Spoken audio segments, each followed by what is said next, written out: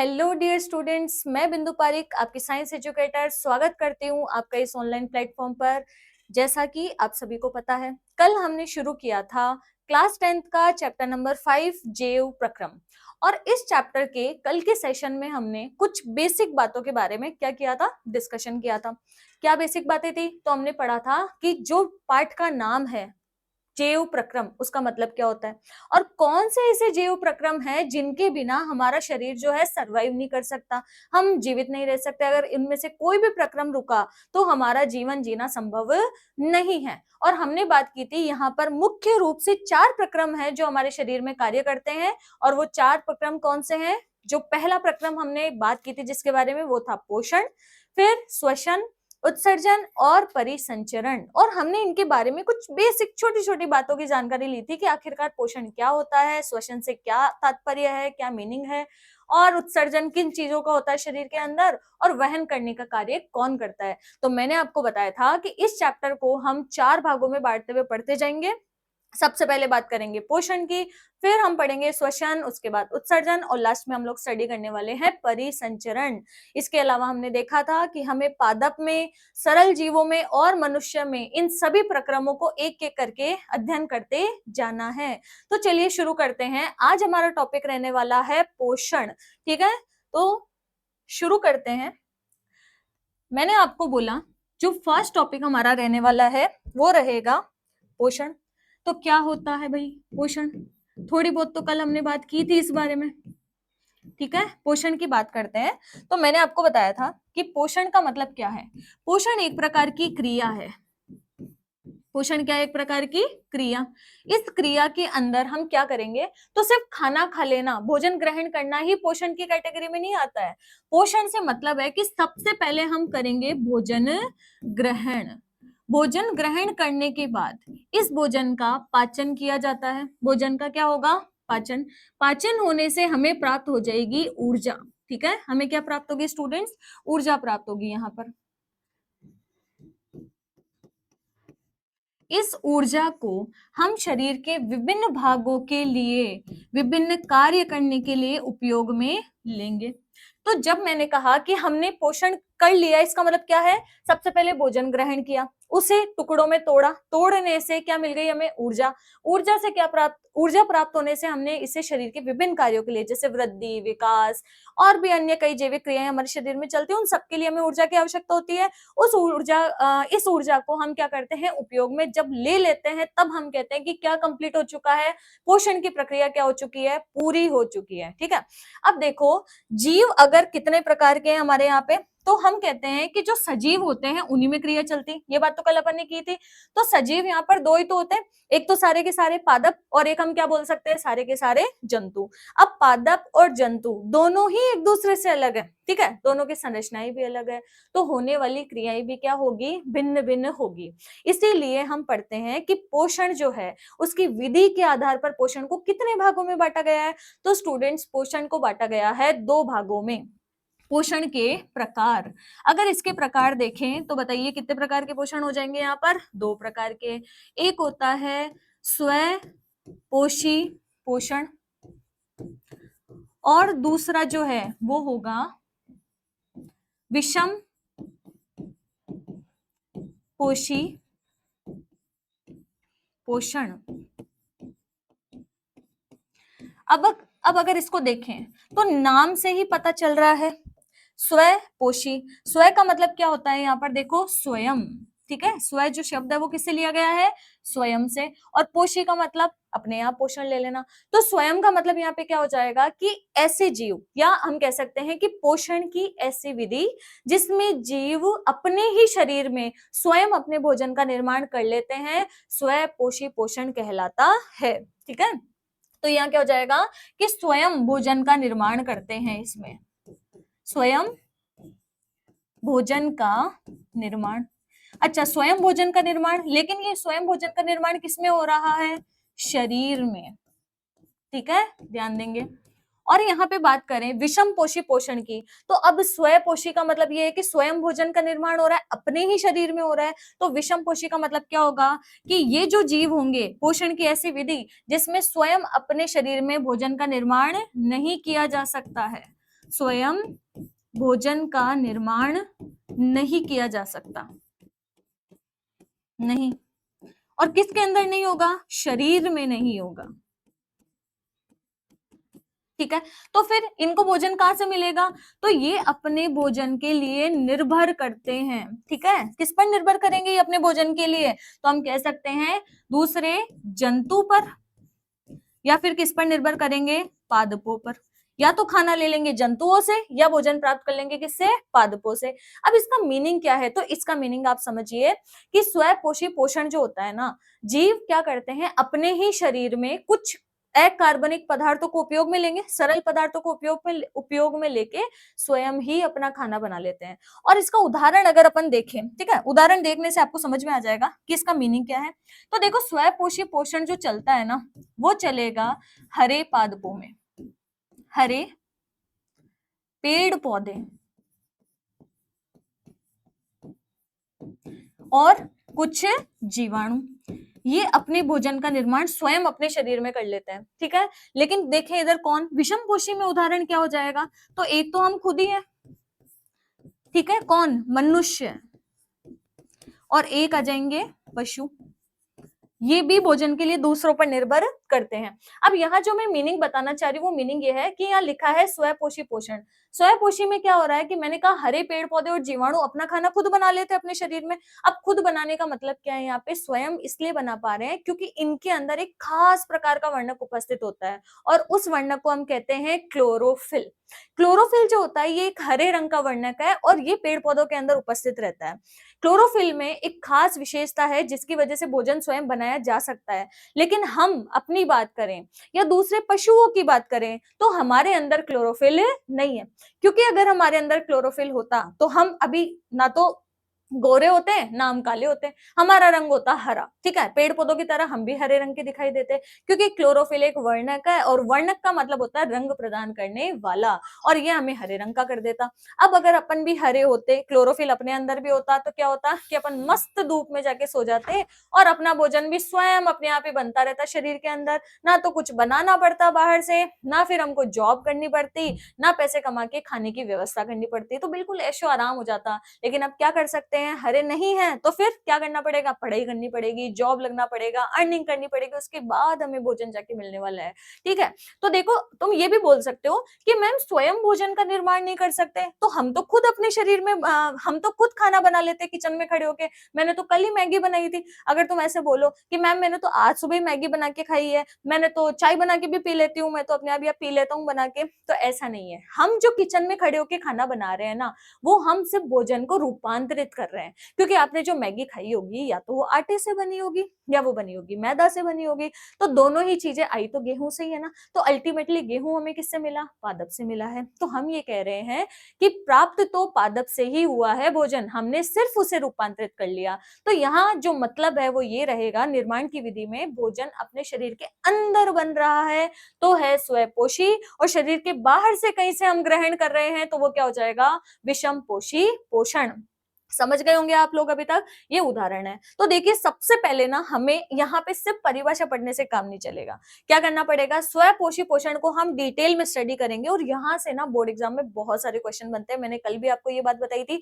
तो चलिए शुरू करते हैं कि स्वपोषी पोषण आखिरकार क्या है और किस प्रकार ये क्रिया संपन्न होती है। तो देखिए, फर्स्ट हेडिंग जो हमारी रहेगी, फर्स्ट जो टॉपिक अभी हम पढ़ रहे हैं वो है स्वपोषी पोषण। तो इसकी परिभाषा मैंने आपको क्या बताई अभी भी? भोजन, या हम कह सकते हैं पोषण निर्माण की ऐसी विधि जिसमें जीव स्वयं अपने ही शरीर में अपने भोजन का निर्माण कर लेता है, स्वपोषी पोषण कहलाता है। और इसका उदाहरण मैंने अभी आपको बताया था, और इसका उदाहरण हो जाएगा हरे पादप, ठीक है। हरे पादप जो होते हैं, अब हरे क्यों बोल दिया? क्योंकि इनमें खास वर्णक उपस्थित है, कौन सा? क्लोरोफिल। अगर इनमें क्लोरोफिल नहीं होगा तो भले ही मान लो ये पादप है, लेकिन अगर ये हरे रंग के नहीं है तो अपना खाना खुद नहीं बना पाएंगे। समझ गए आप लोग? ठीक है, आगे सुनो। हरे पादप ना अपना खाना बनाते हैं, तो इसको एक खास विधि कहा जाता है, ठीक है। स्वयं भोजन निर्माण की ये जो प्रक्रिया है ना, ये एक खास प्रक्रिया है स्टूडेंट्स, और ये जो खास प्रक्रिया है ना उसे कहते हैं प्रकाश संश्लेषण। नाम तो सुना ही होगा ना आपने, बिल्कुल सुना होगा, छोटी क्लासेस से कई बार आता है ये नेम हमारे सामने, प्रकाश संश्लेषण। आपने 7th में इसके बारे में पढ़ रखा है ना? तो देखो प्रकाश संश्लेषण क्या होता है। पेड़ पौधे जो अपना भोजन का खुद निर्माण करते हैं ना, ये विधि क्या है? प्रकाश संश्लेषण है। अब देखो प्रकाश संश्लेषण की वैसे तो बुक में एक परिभाषा दे रखी है, बट उसको याद करने में थोड़ी सी परेशानी आती है, तो क्यों ना हम एक इजी सी परिभाषा पढ़ ले। अच्छा, उससे पहले थोड़ा समझ लेते हैं कि होता क्या है। तो देखो ये क्या है, एक प्रकार की हम कह सकते हैं एक क्रिया है। ये क्या रहेगी? एक क्रिया। अब भाई क्रियाएं तो पढ़ रहे हैं अपन ने कहा ना, जेव प्रक्रम, प्रक्रम मतलब क्या है? क्रियाएं पढ़ रहे हैं, सारी क्रियाएं पढ़नी है शरीर में जो चल रही है। तो ये एक ऐसी क्रिया है जिसमें पेड़ पौधे, मतलब कौन से? हरे। तो हरे पेड़ पौधे जो रहेंगे ये दो खास चीजों की उपस्थिति में, और खास चीजें कौन सी है? क्लोरोफिल और सूर्य का प्रकाश। तो पेड़ पौधे क्लोरोफिल और सूर्य के प्रकाश की उपस्थिति में, किन चीजों को बेटा? CO2 और H2O, ये दो कच्ची सामग्री इस प्रक्रिया में जरूरी है, ये चाहिए ही चाहिए। ठीक है, तो CO2 और H2O को बदल देते हैं, किस में बदल देते हैं? तो ये इसको बदल देते हैं ग्लूकोज में, और क्या बनाएंगे साथ में? ऑक्सीजन गैस बनाएंगे। बस इस एक प्रक्रम से हम पूरी प्रकाश संश्लेषण को समझ सकते हैं। ठीक है, तो प्रकाश संश्लेषण किसे कहते हैं?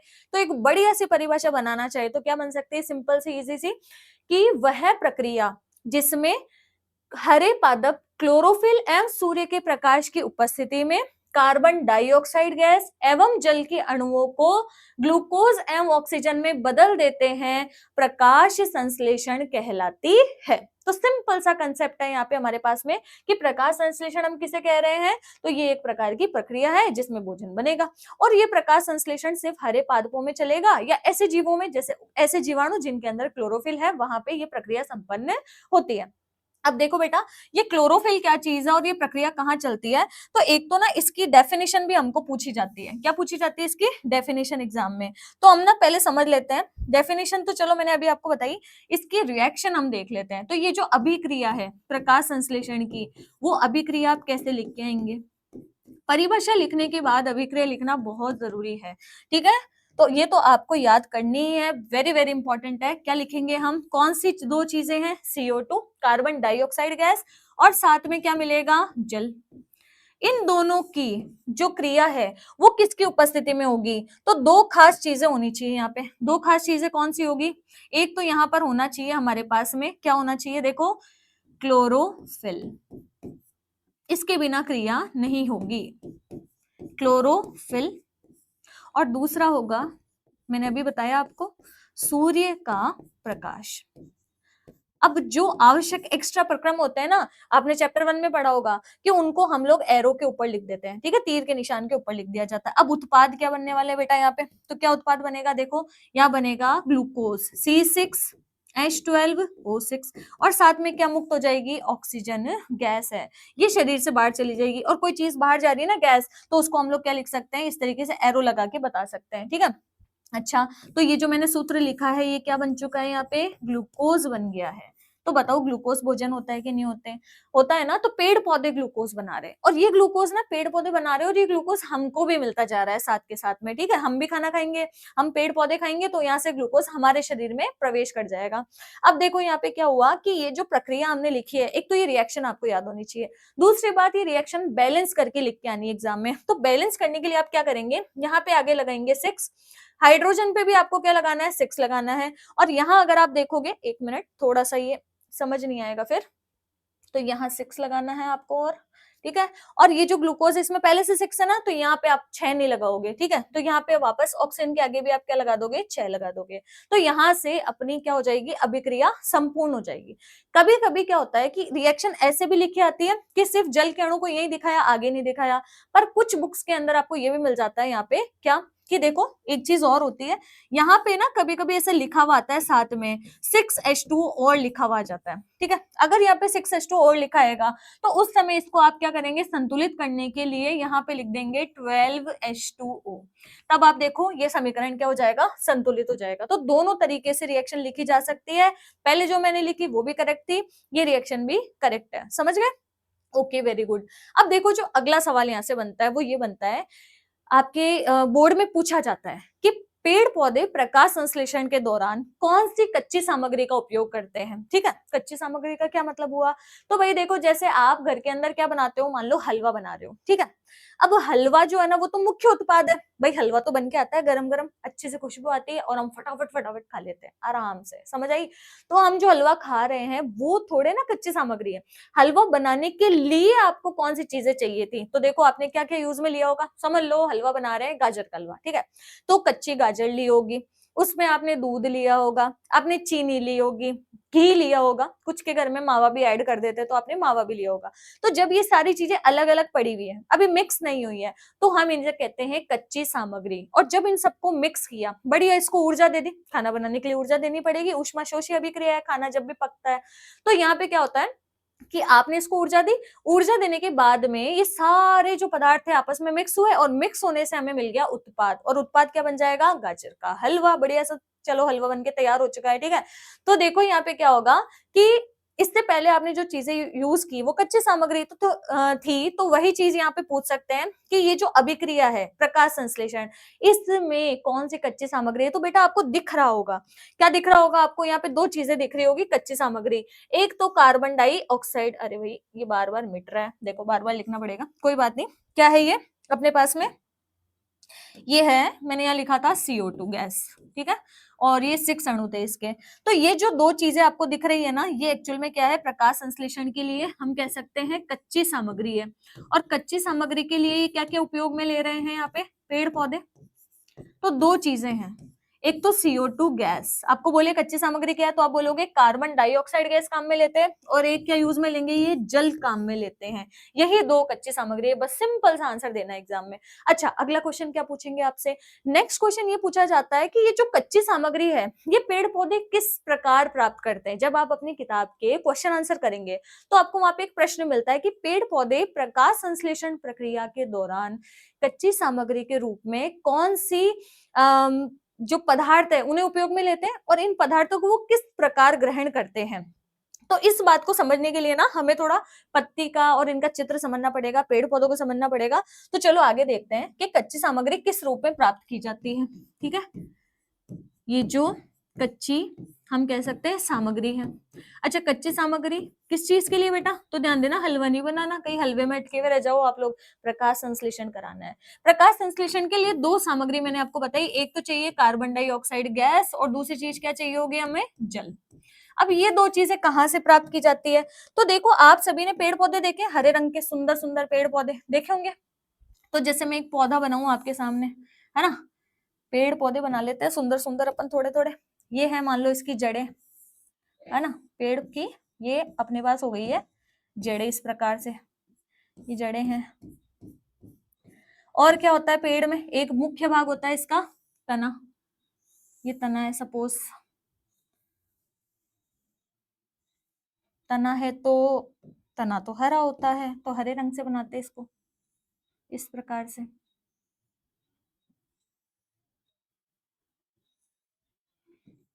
ये इसकी निकल रही है शाखाएं,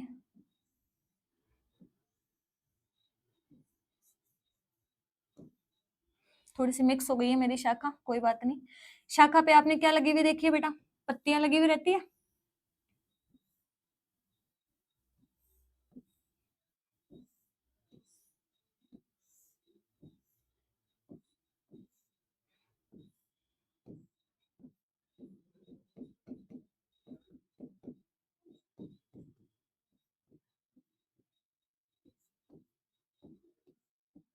ठीक है, तो ये मुख्य रूप से हमने मुख्य भाग बना लिए एक पादप के।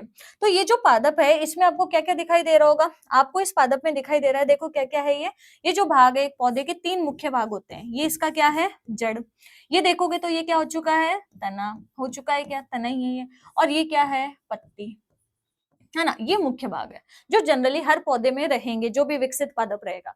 अब यहाँ पे मैंने ये क्यों बनाया, तो उसके पीछे रीजन है, भाई हमें ये जानना है कि CO2 और H2O पेड़ पौधे कहाँ से ग्रहण कर रहे हैं, किस प्रकार प्राप्त कर रहे हैं। तो उत्तर देने के लिए इस चित्र को अगर आप ध्यान से देखेंगे तो क्या दिख रहा है, जड़ें। ये जो जड़ें होते हैं ये जमीन के अंदर रहती है, और पेड़ पौधे जो हैं इन जड़ों के द्वारा क्या ग्रहण करते हैं, जल ग्रहण करते हैं। पेड़ पौधों के द्वारा ये जो जड़ें हैं ये किसमें डूबी हुई रहती है, जल के अणुओं के अंदर। यहाँ पे जल के अणु अणु पड़े रहते हैं बहुत सारे, ठीक है। जड़ें हमेशा जल में चली जाती है और जल को क्या करती रहती है, अवशोषित करती है। तो पेड़ पौधे जो है यहाँ से जड़ों के द्वारा जल को अवशोषित करेंगे और किसको ले जाके दे देंगे, पत्ती को। अच्छा, पत्तियों को ही क्यों दिया, क्योंकि मैंने आपको बताया कि पेड़ पौधों के अंदर कौन सी प्रक्रिया चल रही है, प्रकाश संश्लेषण। और ये जो प्रकाश संश्लेषण की प्रक्रिया है ये पत्ती के अंदर चलती है। तो कई बार ना छोटे बच्चों को जब हम पढ़ाते हैं तो ये भी बोल देते हैं क्या, कि पत्तियां जो होती है वो पौधे का क्या होती है, रसोई घर होती है, किचन होती है। क्योंकि हमारे घर में किचन में खाना बनता है ना, वैसे ही पेड़ पौधों का यहाँ पे क्या बन रहा है, खाना बन रहा है, भोजन निर्माण हो रहा है, ठीक है। तो ये जो पत्ती है यहाँ पे प्रकाश संश्लेषण संपन्न होगा। तो बताओ जल के अणु चलते चलते कहाँ पहुंच जाएंगे, पत्तियों के अंदर चले जाएंगे। इस तरीके से जल आ जाएगा इन पत्तियों के अंदर, ठीक है। क्या जाएगा, जल आ जाएगा पत्तियों में। चलो जल तो पहुंच गया, आपको समझ में आ गया। तो आपसे पूछे तो क्या बोलोगे आप, कि पेड़ पौधे जड़ों के द्वारा जल को क्या करते हैं, अवशोषित करते हैं। सेकंड चीज ये है कि ये जो पत्तियां दिख रही है ना, ये हमें जब हम पत्ते को हाथ में लेते हैं तो हमें ना दिखता नहीं है, लेकिन पत्तियों के अंदर ना छोटे छोटे क्या होते हैं, रंध्र होते हैं, छोटे छोटे छिद्र हैं। इन छिद्रों के द्वारा ना पेड़ पौधों की जो पत्तियां हैं वो क्या करती है, इन छिद्रों के द्वारा गैसों को प्राप्त करती है और गैसों को बाहर रिलीज करती है। मतलब ये जो रंध्र है ये गैसों के आदान प्रदान का कार्य कर रहे हैं यहाँ पे, ठीक है। तो ये जो पत्तियां हैं इनके द्वारा क्या होगा, CO2 गैस जो हम बोल सकते हैं ये अंदर प्रवेश करेगी और अंदर से जब क्रिया हो जाएगी तो कौन सी गैस बनेगी, मैंने अभी आपको बताया था ऑक्सीजन, वो बाहर आ जाएगी इससे, ठीक है। समझ आया आप लोगों को। तो CO2 कैसे प्राप्त करते हैं, तो आप बोलेंगे कि पेड़ पौधे या हम कह सकते हैं हरे पादप जो है अपनी अधिकांश CO2 जो होते हैं वो पत्तियों में रंध्र के द्वारा वायुमंडल से सीधे प्राप्त कर लेते हैं, ठीक है। और जल कहां से आ रहा है, जमीन से आ रहा है, ये बात मैंने बताई आपको। तो चलो कच्ची सामग्री हमने यहाँ पे क्या कर ली है, डिस्कशन कर लिया है कच्ची सामग्री के बारे में। अब थोड़ा सा समझ लेते हैं कि ये जो प्रकाश संश्लेषण चल रहा है इस प्रक्रिया का जो स्थल मैंने आपको बताया अभी पत्ती है, ठीक है। पत्ती में ये प्रक्रिया चल रही है। तो थोड़ा सा ना आपकी एनसीईआरटी बुक के अंदर एक पत्ती का डायग्राम भी दे रखा है हमको, है ना। पत्ती का क्या दे रखा है, डायग्राम। तो वो समझ लेते हैं, एक चित्र बना रखा है। कैसा चित्र, तो इस तरीके से पत्ती का अनुप्रस्थ काट का चित्र आप लोगों ने देखा होगा, है ना। ऐसा चित्र है और इसमें बीच बीच में बीच बीच में यहाँ क्या बने हुए हैं, रंध्र बने हुए रहेंगे अपने पास में। इस तरीके से रंध्र कोशिकाएं होती है। ये आप देखना बुक आज तो आपको पता चलेगा, हाँ भाई है तो सही। ये रंध्र कोशिकाएं हैं जैसे अपने पास में, है ना। नीचे यहाँ भी रहेगा, इस जगह पे भी रंध्र दिख सकते हैं इस तरीके से। और इन रंध्रों के बीच में ना हमें क्या दिखते हैं, कुछ कोशिकाएं दिखाई देगी। क्या दिखाई देगी हमको, कुछ कोशिकाएं दिखाई देगी। अब बिल्कुल कलरफुल सुंदर सा डायग्राम बना के देख लेते हैं भाई। इस तरीके से संरचनाएं दिख रही है, यहाँ पे भी उत्तक यहाँ पे क्या है, व्यवस्थित हो रखे हैं।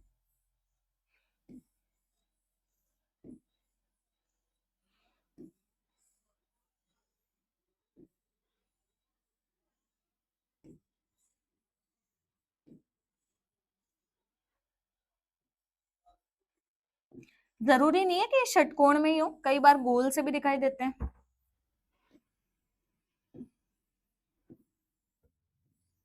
ठीक है।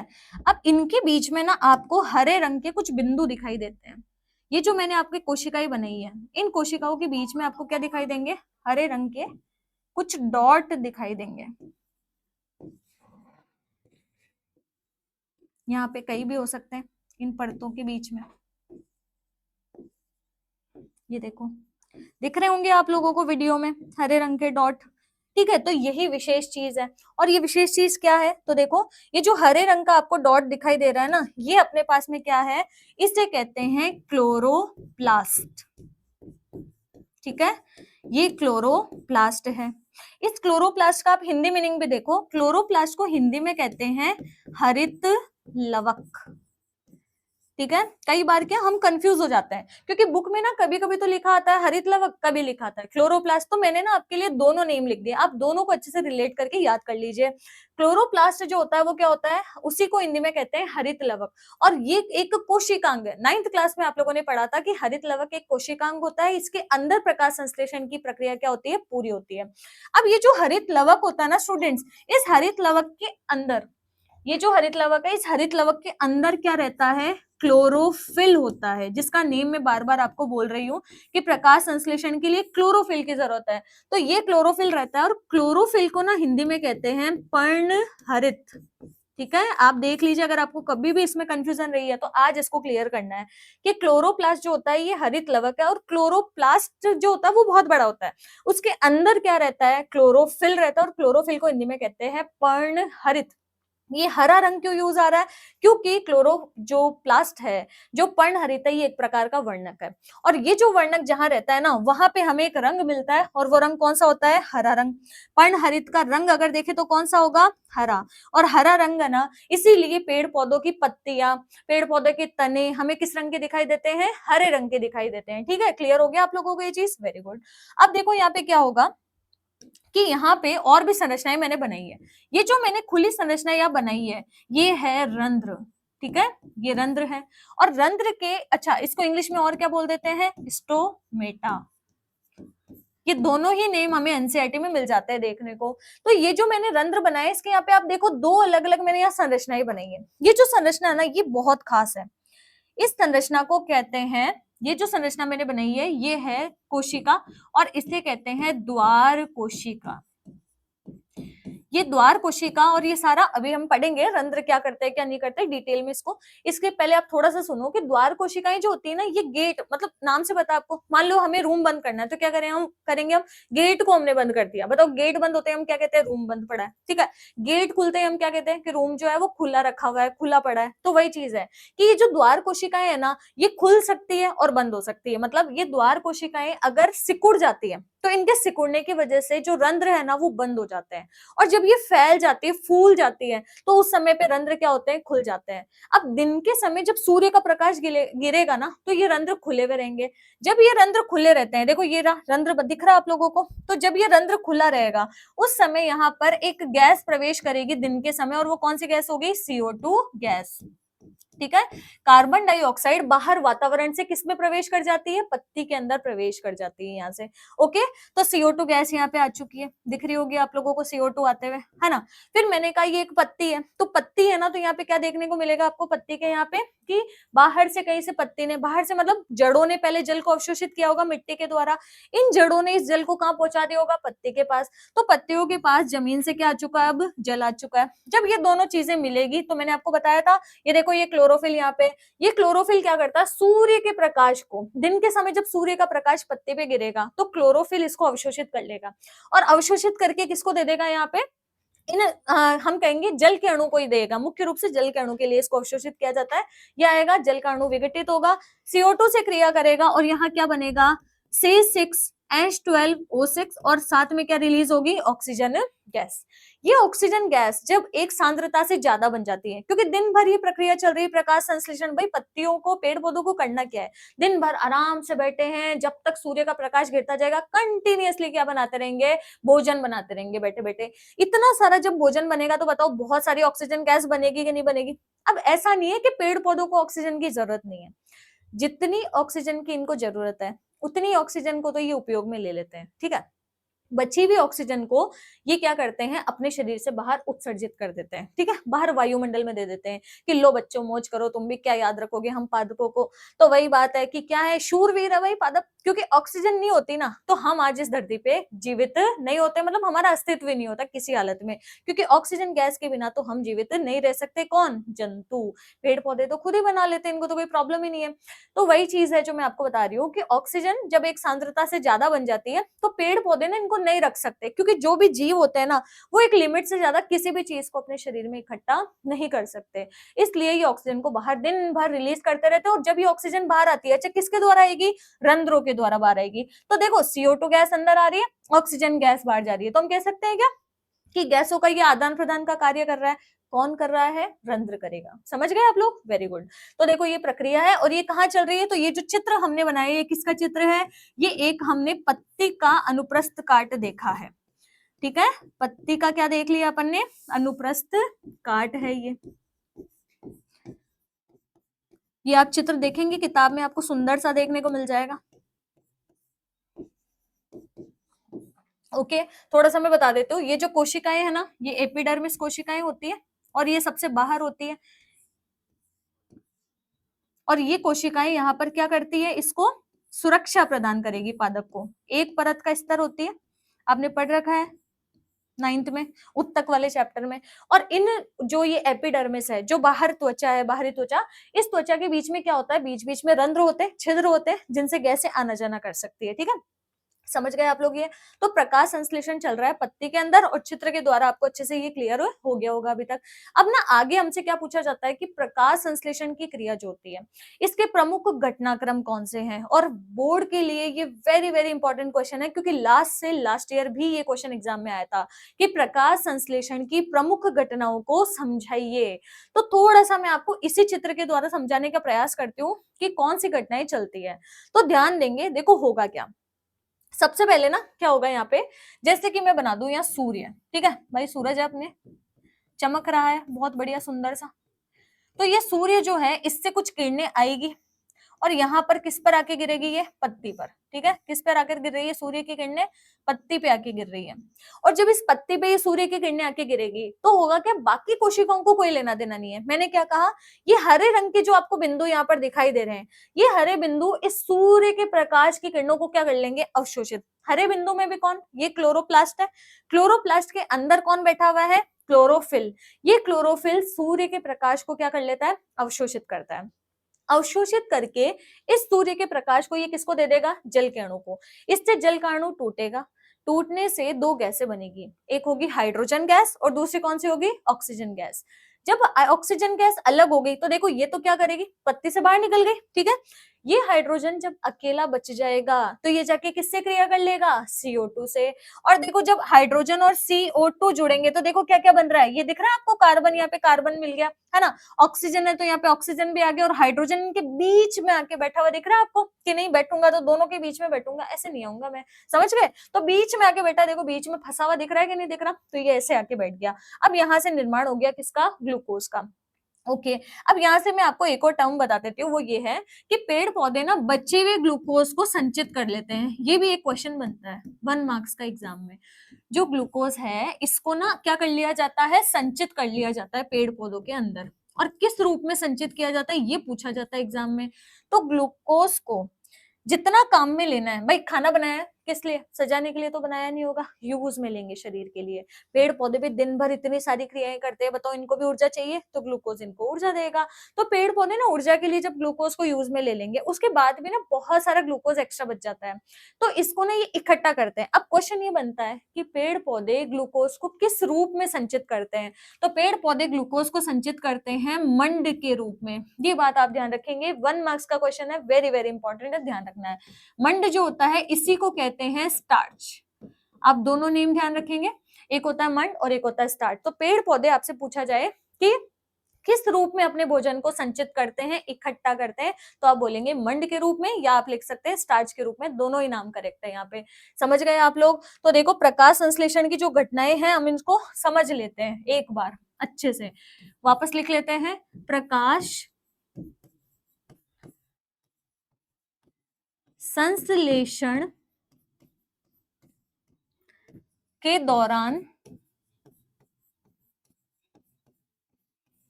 होने वाली, या कह सकते हैं घटित होने वाली, ठीक है घटित लिख लेते हैं ज्यादा सही लगेगा, के दौरान घटित होने वाले प्रमुख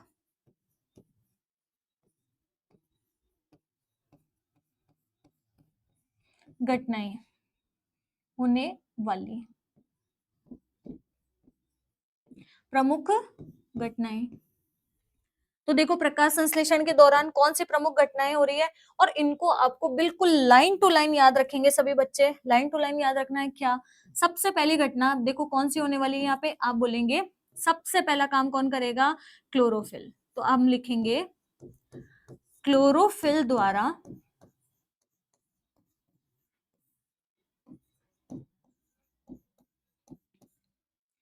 प्रकाश ऊर्जा को अवशोषित करना।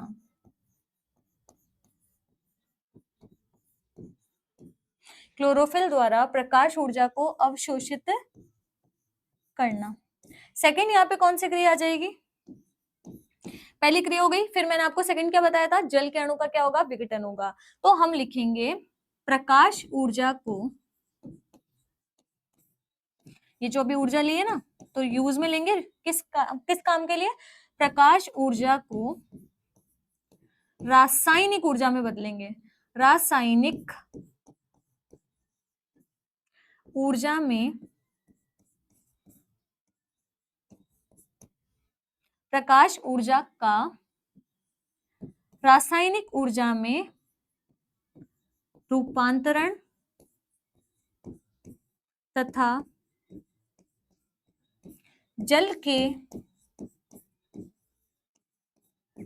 अणु का विघटन।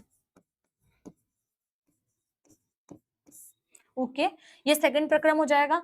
उसके बाद में जो थर्ड प्रक्रम है वो कौन सा होगा, CO2 का अपचयन एवं ग्लूकोज का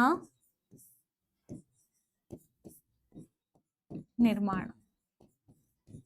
ठीक है, ये लाइन आपको बिल्कुल एज इट इज याद होनी चाहिए एग्जाम में लिखने के लिए, है ना, बिल्कुल एज इट इज याद रखेंगे। और देखो बिल्कुल सिंपल सिंपल सी लाइन है, कुछ भी ऐसा टफ नहीं है जो याद नहीं हो सकता है, क्योंकि अभी अभी आपने प्रकाश संश्लेषण अच्छे से समझ लिया है। अब समझ लिया है तो याद रखना भी क्या है, आसान है। यहाँ पे देखो याद रखेंगे अपन कैसे, इसको हम देखते हैं इस रूप में।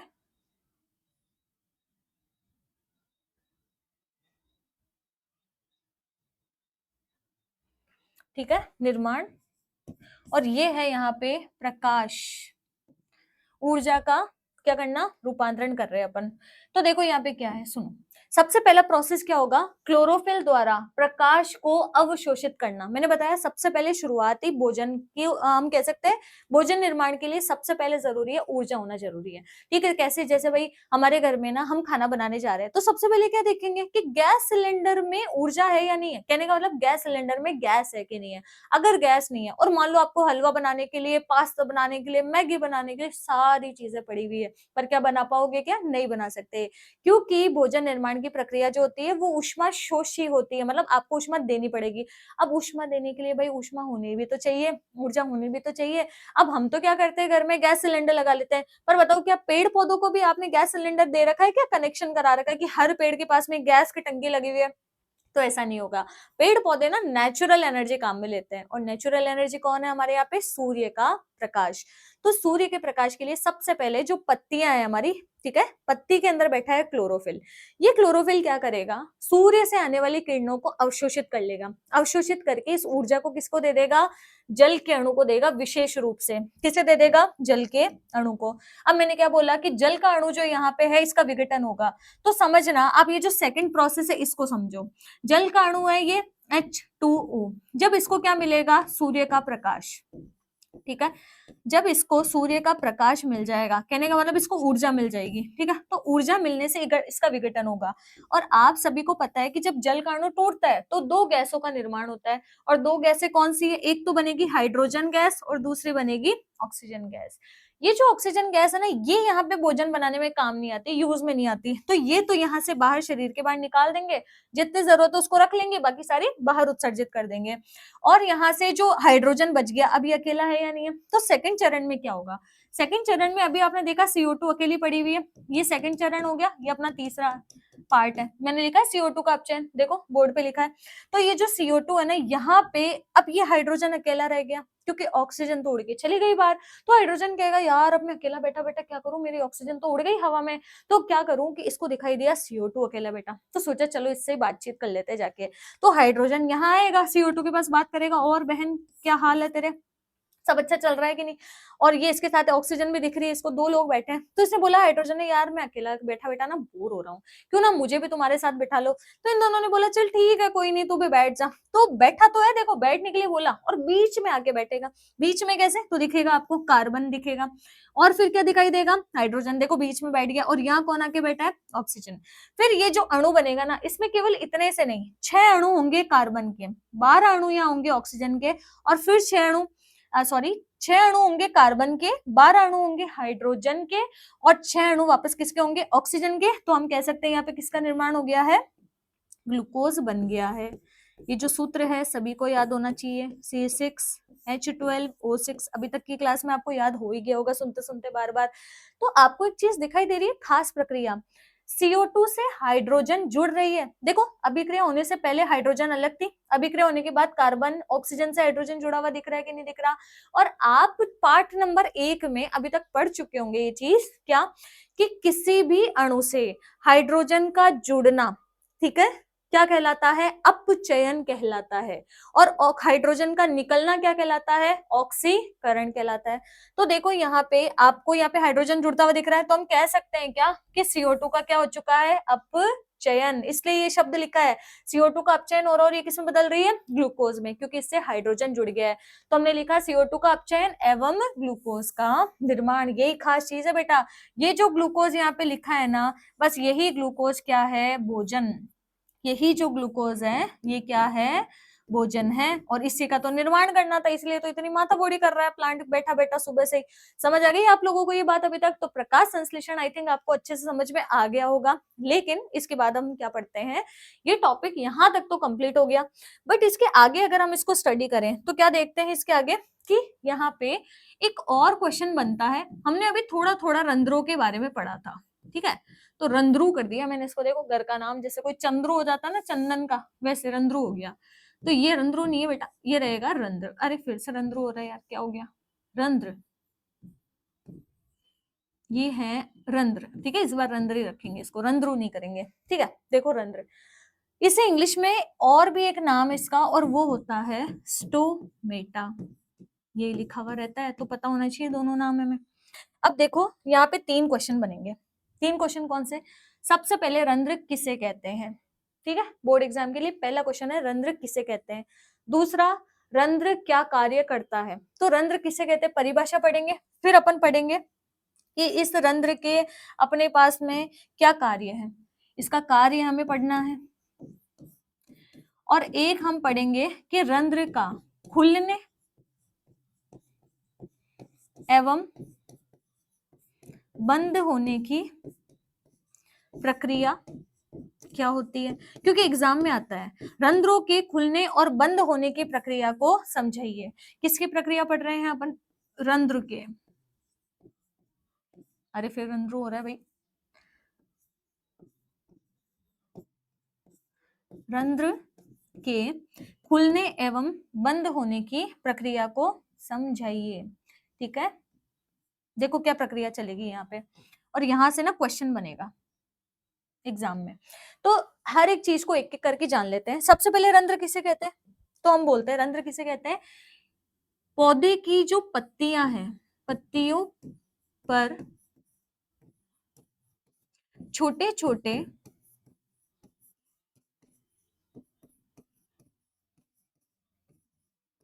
छिद्र उपस्थित रहते हैं,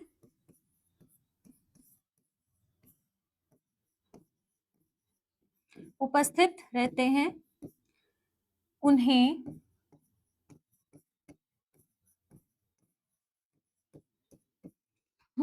ये रंध्र ही बन रहा है, उसे उन्हें रंध्र कहते हैं। आपको भी मजा आ रहा होगा कि मैम आपने क्या नेम निकाले इसका, रंध्रु है ना। तो देखो रंध्रु नहीं है भाई, रंध्र को नाराज हो जाए क्या पता। तो रंध्र है अपने पास में, ये रंध्र कहेंगे हम किसे, वैसे हम कह सकते हैं पत्तियों की सतह पर छोटे छोटे ना छिद्र पाए जाते हैं, इन छिद्रों को रंध्र कहते हैं। अब इनके कार्य क्या है, तो वेरी इंपॉर्टेंट है, आपको अच्छे से ये कार्य आने ही चाहिए, ठीक है, लिखना आना चाहिए, सेम टू सेम लिखेंगे क्या कार्य है रंध्रों के। तो देखो पहला कार्य है गैसों का विनिमय करना,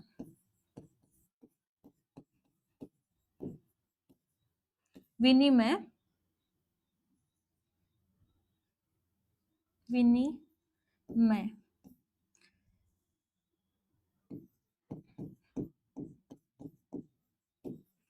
करना।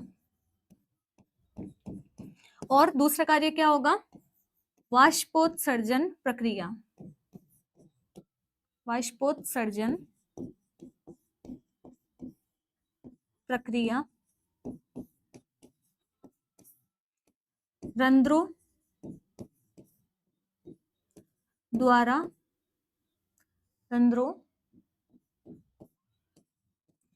द्वारा संपन्न होती है।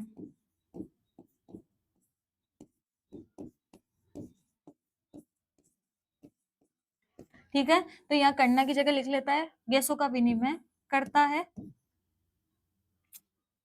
विनिमय करता है। और यहाँ पर क्या करेगा, प्रक्रिया रंध्रों द्वारा ही पूरी होती है या संपन्न होती है, हम कह सकते हैं। अब ये जो वाष्पोत्सर्जन प्रक्रिया है ना, ये क्या होती है, तो देखो होता क्या है, दिन के समय पत्तियां खुली हुई है, किसके लिए भाई, दिन में पत्ती खुली रहेगी तभी तो गैसें आना जाना करेगी, क्योंकि सुबह के टाइम पे क्या करना है, भोजन का निर्माण करना है। रात्रि में ये रंध्र बंद हो जाते हैं, ठीक है। तो जब ये खुले हुए रहेंगे रंध्र, उस समय होगा क्या, जब इतनी तेज धूप पेड़ पौधों के ऊपर गिरेगी ना, पत्तियों के ऊपर, तो यहाँ पे पत्तियों में उपस्थित जो जल है वो वाष्प बन के बाहर उड़ जाएगा, क्योंकि आपको पता है पानी तो बहुत जल्दी वाष्पित हो जाता है, तो वाष्प बन के पानी बाहर निकलता जाएगा। तो वाष्पोत्सर्जन भी रंध्र की वजह से होता है। और इस वाष्पोत्सर्जन से होने वाली जो जल की हानि है, इसको दूर करने के लिए ना क्या होता है कि ये जो रंध्र है ना, ये बंद हो जाते हैं। कब, रात्रि के समय रंध्र बंद रहते हैं, केवल कब खुलेंगे, ये दिन के समय। अब तुम बोलोगे मैम रात्रि के समय बंद है, क्योंकि रात को तो सूर्य है ही नहीं, फिर बंद क्यों हो गए, तो रात को भी भाई गर्मियों के दिनों में गर्मी रहती है कि नहीं रहती, और उतनी गर्मी में भी क्या होता है, धीरे धीरे पानी वाष्प में बदल के बाहर निकलता जाता है। इसलिए रात्रि में जब जरूरत नहीं है, प्रकाश संश्लेषण नहीं हो रहा ना, तो रंध्र बंद हो जाएंगे और दिन के समय ये खुल जाते हैं। ठीक है, क्योंकि खुलना भी जरूरी है, नहीं खुले तो फिर भोजन नहीं बन पाएगा। तो वही चीज है कि प्रकाश वाष्पोत्सर्जन फिर किसे बोल दिया अपन ने, तो हम बोलेंगे पौधे की पत्तियों से जल के अणुओं का जल वाष्प में बदलकर बाहर निकलने की प्रक्रिया क्या कहलाती है, वाष्पोत्सर्जन कहलाती है। तो दोनों ही चीजें ना रंध्रों के द्वारा ही चलेगी। अब ये रंध्र के खुलने और बंद करने की प्रक्रिया वेरी वेरी इंपॉर्टेंट। अगर मैं पूछूं इन सब में से भी ज्यादा चांस किसके बोर्ड में आने के, तो ये प्रक्रिया के ही क्वेश्चन आता है सबसे ज्यादा। तो प्रक्रिया कैसे चलती है, तो रंध्रों के अंदर ना क्या होती है, रंध्र के चारों ओर इस तरीके से द्वार कोशिकाएं होती है। ठीक है, जैसे चित्र बना के देखते हैं, वैसे अपने पास स्लाइड्स में चित्र है बहुत अच्छे से, तो मैं बनाना चाहूँ तो देखो इस तरीके से द्वार कोशिकाएं होती है। इन द्वार कोशिकाओं के चारों ओर क्या होता है, यहाँ पे द्वार कोशिका के चारों ओर ना सहायक कोशिकाएं अटैच रहती है इस तरीके से। ठीक है, यूं सहायक कोशिकाएं इनसे जुड़ी हुई रहती है। जब आप चित्र देखेंगे बुक में तो पता चलेगा आपको, इस तरीके से सहायक कोशिकाएं जुड़ी हुई रहती है। और ये रंध्र ना क्या होते हैं, यहाँ पे बंद हो सकते हैं और खुल सकते हैं। हाल फिलहाल ये रंध्र क्या है, बंद है, क्योंकि मैंने पूरा पैक कर दिया इनको। ठीक है, अब ये रंध्र जब बंद हो रखे हैं, इसका कारण क्या है, अभी इनके अंदर से जल का अणु इसमें है नहीं, जल के अणु नहीं है ना, तो ये क्या है, सिकुड़ के पास पास आ गई है एक तरीके से। और जब इनके अंदर क्या होगा कि जल के अणु प्रवेश कर जाएंगे, मान लो जल के अणु इसके अंदर आ गए, अब यहाँ पे क्या होगा, पेड़ पौधों में पानी की तो कोई कमी है नहीं भाई, आता जाएंगे जल, तो इधर इसमें भी मान लो कौन प्रवेश कर गया, जल आ गया। तो जल आने से ना ये जो द्वार कोशिकाएं हैं ये फूल जाती है, और फूलने की वजह से इनमें एक स्फीति आने से एक तनाव उत्पन्न होता है। तनाव उत्पन्न होने से जो पहले चिपकी हुई थी ना, ये फूल के दूर हो जाती है। जैसे ये दूर होगी ना, रंध्र क्या हो जाएंगे, खुल जाएंगे। और फिर रात्रि के समय या कोई भी समय पे पेड़ पौधों में से मान लो किसी भी कारण से जल बाहर निकल गया, तो बाहर निकलते ही वापस क्या होती है, सिकुड़ती है, और सिकुड़ने से वापस क्या आ जाती है, पास, और रंध्र वापस क्या हो जाते हैं, बंद। तो रंध्र खुल सकते हैं, वापस क्या हो सकता है, बंद हो सकते हैं। इस तरीके से खुलेंगे और फिर वापस क्या होंगे, बंद होंगे। तो ये प्रक्रिया जो चल रही है, इसका कारण है जल के अणुओं की गति। तो जल के अणुओं की गति के कारण जल के भरने और कम होने की वजह से द्वार कोशिकाएं सिकुड़ती है या फूलती है, और उसके द्वारा जो रंध्र है खुलते हैं और क्या होते हैं, बंद होते हैं।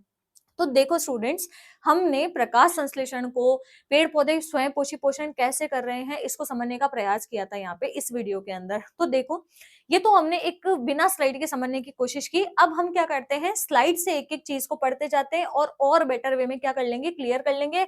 इससे आपको क्या होगा, एक बेहतरीन नोट्स मिल जाएंगे। हम कहें तो क्या मिल जाएंगे आपको, एक बेहतरीन यहाँ पे नोट्स मिल रहे हैं। देखो यहाँ से कल हमने थोड़ा बहुत तो पढ़ा था इसको, तो यहाँ से देखते हैं इसको। पोषण से, ठीक है, यही से पढ़ना शुरू किया था हमने आज।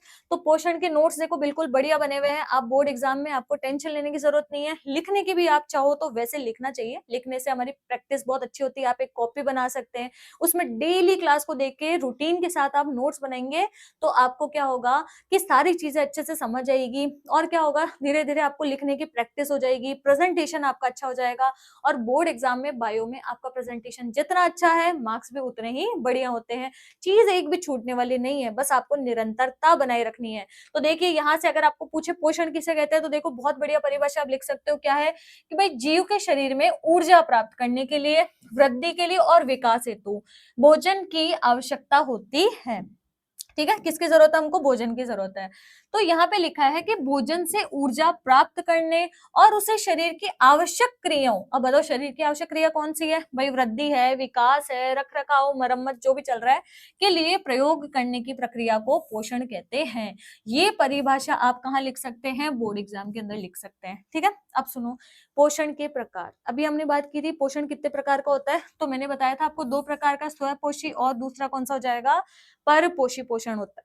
स्वपोषी जो होता है ना, इसे बोलते हैं इंग्लिश में ऑटोट्रॉफिक न्यूट्रिशन। इसमें जीव अपना भोजन स्वयं बनाते हैं। पढ़ा था हमने, स्वयं मतलब खुद खाना बना लेंगे अपने शरीर में। जैसे उदाहरण क्या है, हरे पादप प्रकाश संश्लेषण द्वारा भोजन बना लेंगे। और इसके अंदर एक उदाहरण और हम लिख सकते हैं, हमारी बुक में लिखा हुआ है एनसीईआरटी में, जीवाणु, ये भी बना लेते हैं खाना, क्योंकि इनमें भी क्लोरोफिल होता है। फिर देखो परपोषी नहीं है बेटा, ये थोड़ा सा ना क्या हो चुका है, रॉन्ग हो गया है ना, हल्का सा ये क्या हो गया है, रॉन्ग हो गया। ये रॉन्ग है तो इसको अपन हटा लेते हैं और अच्छा सा लिख लेते हैं इसके ऊपर, और वो क्या आ जाएगा, ये है अपने पास में एक तरीके से विषम पोषी पोषण। कौन सा है देखो,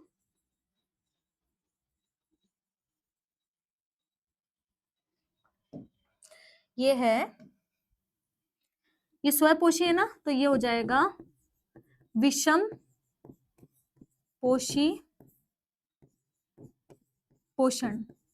ठीक है, ये इसका नाम नहीं है हेटेरोट्रॉफिक। ठीक है, हाँ सही है, ऑटोट्रॉफिक इंग्लिश में, और विषम पोषी को क्या बोलते हैं, हेटेरोट्रॉफिक न्यूट्रिशन बोलेंगे। इसमें क्या होगा, इसमें जीव भोजन दूसरों पर आश्रित होकर प्राप्त करता है। और दूसरों पर आश्रित होकर भोजन कौन प्राप्त कर रहा है, मनुष्य कर रहे हैं, और कौन प्राप्त कर रहे हैं, पशु। तो चलो आगे देखते हैं, आगे क्या है इसमें, स्वपोषी पोषण। मैंने कहा था आपको इसको हमें डिटेल में पढ़ना है। तो हमने लिख रखा है देखो, हरे पेड़ पौधे और कुछ जीवाणु अपना भोजन स्वयं बनाते हैं। इस प्रक्रिया को क्या कहते हैं, प्रकाश संश्लेषण। देखो ये बढ़िया परिभाषा है, यही हमें लिख के आनी है एग्जाम के अंदर। बोर्ड में क्या लिखा है, यह वह प्रक्रिया है जिसमें हरे पेड़ पौधे, कौन से, हरे रंग के, क्लोरोफिल एवं सूर्य के प्रकाश की उपस्थिति में कार्बन डाइऑक्साइड और जल को ग्लूकोज में एवं ऑक्सीजन में परिवर्तित कर देते हैं। इस प्रक्रिया को प्रकाश संश्लेषण कहते हैं। ठीक है, तो आगे देखो, प्रकाश संश्लेषण की अभिक्रिया मैंने अभी आपको बताई थी, ये वेरी वेरी इंपॉर्टेंट है, एग्जाम में आपको आनी ही चाहिए। तो हम इसको ना लिख लेते हैं यहाँ पे, अभी तक तो आपको याद हो गई होगी ना। ठीक है, बोलो मेरे साथ साथ, क्या होगा, सबसे पहले CO2 गैस है, साथ में क्या लिखेंगे, H2O, बोलते जाओ। आगे देखो क्या हो जाएगा, यहाँ पे क्या बनेगा, C6H12O6, और कौन सी गैस उत्सर्जित होगी, ऑक्सीजन गैस उत्सर्जित होगी। और यहाँ पे अगर आप देखें तो हमें कौन सी आवश्यक परिस्थिति चाहिए होगी, यहाँ पे सूर्य का प्रकाश, ये तो बहुत नेसेसरी है। और एक हमें चाहिए होगा पत्तियों में जो होता है क्लोरोफिल, ये मैंने आपको बताया था, ये आपको आना ही चाहिए।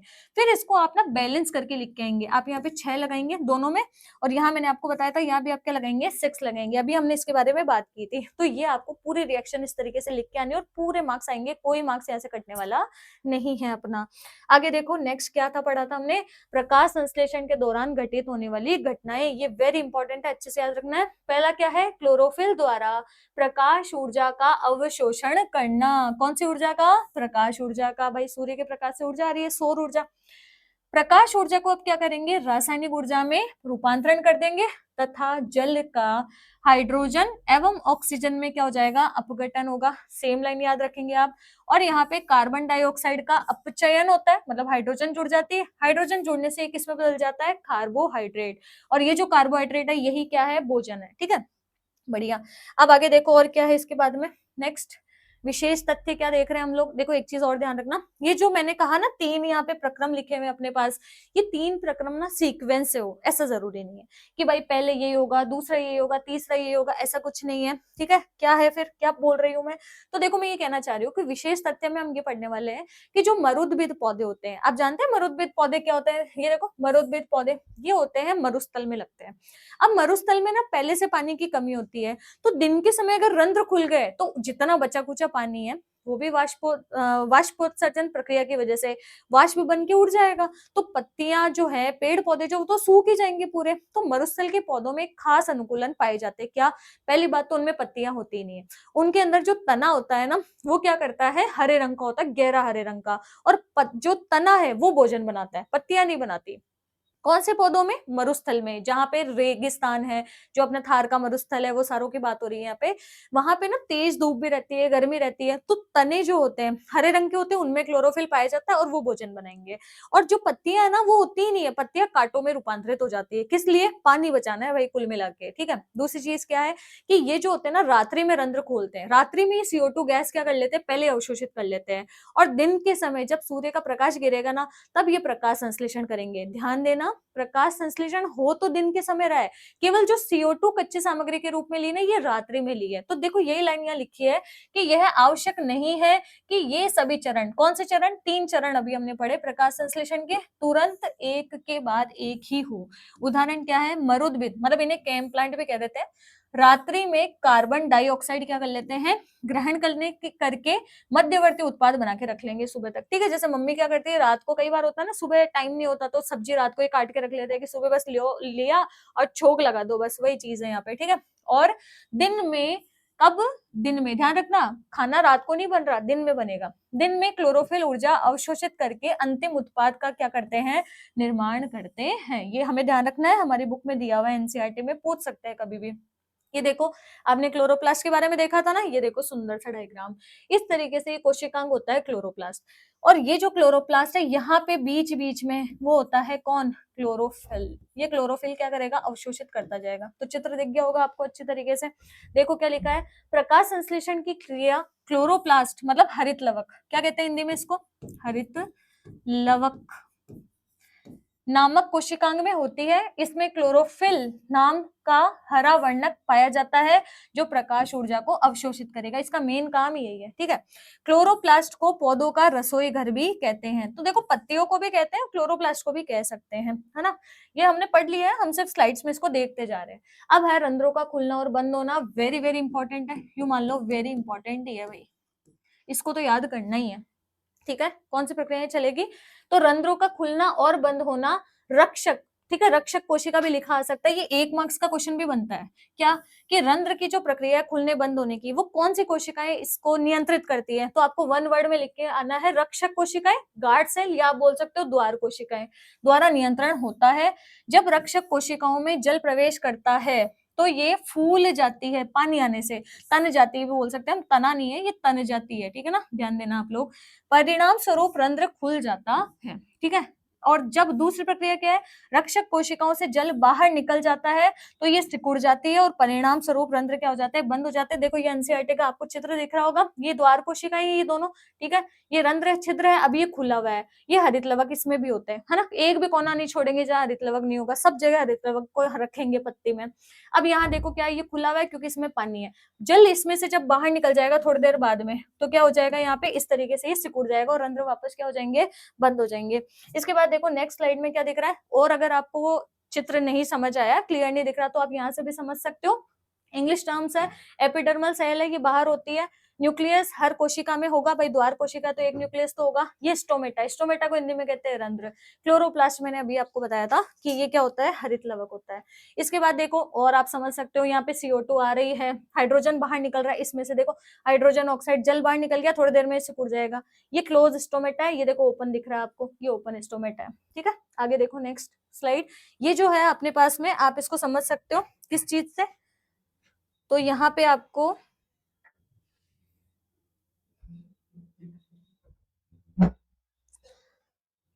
ठीक है, कोई नहीं, ये चल नहीं पा रहा, लेकिन हाँ यहाँ पे ये था कि रंध्र खुलेंगे और बंद होने की प्रक्रिया इस वीडियो के द्वारा हम दिखाएंगे। तो कोई नहीं, कल की क्लास में हम इसको देखेंगे किस तरीके से प्रक्रिया चल रही है यहाँ पे। ओके, देखो, ये दिख रहा है आप लोगों को? इस तरीके से रंध्र क्या हो रहा है, बंद, और थोड़ी देर में ये खुल भी जाएगा। ठीक है, दिख रहा होगा आप लोगों को, अच्छे से समझ आ गया होगा। अब तो देखो वीडियो भी लेके आ गए आप लोगों के लिए। नेक्स्ट है विषम पोषी पोषण, अब इसको हम पढ़ेंगे कल। तो आज की क्लास में हम लोगों ने स्वपोषी पोषण को अच्छे से कवर किया। आप सोचेंगे यार इतनी बड़ी वीडियो एक स्वपोषी पोषण के लिए, लेकिन ये सच में इतना ही बड़ा टॉपिक है और यहाँ से ना बहुत सारे क्वेश्चन बनते हैं एग्जाम के अंदर। तो हमने एक एक चीज को बहुत क्लैरिटी के साथ में अच्छे से पढ़ा है। अब आप लोग क्या करेंगे, नोट्स बनाइए। अगर नोट्स नहीं बना सकते हैं तो आपको पीडीएफ्स मिल जाएगी, आप सीधा फोटो कॉपी बना के निकलवा के रख सकते हैं और सीधा आपको क्या करना है, रिवीजन। तब तक के लिए जय हिंद, जय भारत।